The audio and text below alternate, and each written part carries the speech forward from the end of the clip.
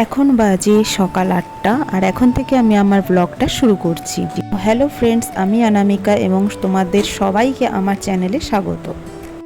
আজ সকাল সকালই ঘুমটা ভেঙে গেছিলো, এই কারণেই তাড়াতাড়ি চাটা বানাচ্ছি, নাহলে অন্যদিন 8:30 9টা বাজে চা বানাতে। তারপরে আমি আমার ছেলেকে স্কুলে পাঠিয়ে দিয়ে ঘরটা গোছাচ্ছিলাম। তো দেন আমাদের হাউস হেল্পার চলে এসেছিলো, যে কিনা হাউস হেল্পার বলতে উনি সপ্তাহে একদিন করে এসে আমার জামা কাপড় সারা সপ্তাহের কেচে দেন। তো যাই হোক, আমি হাউস হেল্পার কখনোই রাখার কথা ভাবিনি, বাট একটা বিপদে পড়েই আমাকে রাখতে হয়েছে। সেটা তোমরা অবশ্য কেউ জানো না।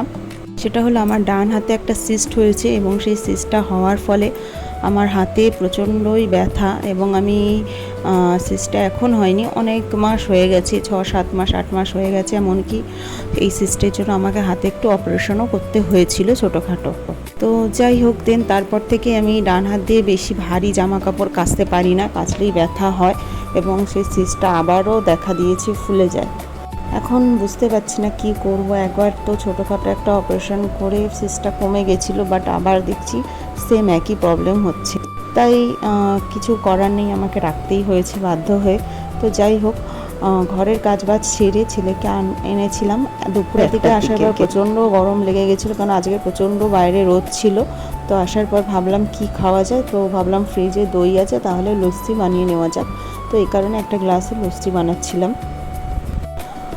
তো বাইরের লস্যি খাওয়ার থেকে আমার মনে হয় ঘরেই যদি আমরা দই দিয়ে লস্যি বানাই সেটাই বেশি ভালো হবে। তো এই লস্যিটা প্রথমে আমি একটু নর্মাল জল দিয়েছিলাম, তারপরে একটু হালকা ঠান্ডা জল অ্যাড করেছিলাম, সামান্যই, বেশি না, যাতে হালকা ঠান্ডা লাগে খেতে। তো চামচ দিয়ে ভাবলাম এটা ভালো মিশছে না, এই জন্য এইভাবে দুটো পাত্রে ঢেলে ঢেলে মেশাচ্ছিলাম।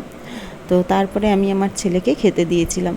ছেলেকে জিজ্ঞেস করছিলাম, পাপা কেমন হয়েছে খেতে বলো লস্যিটা? ও বললো, মা খুব ভালো হয়েছে খেতে। তো যাই হোক, এখন ব্লগটা এতটাই, নেক্সট ভিডিওতে আবার দেখা হবে।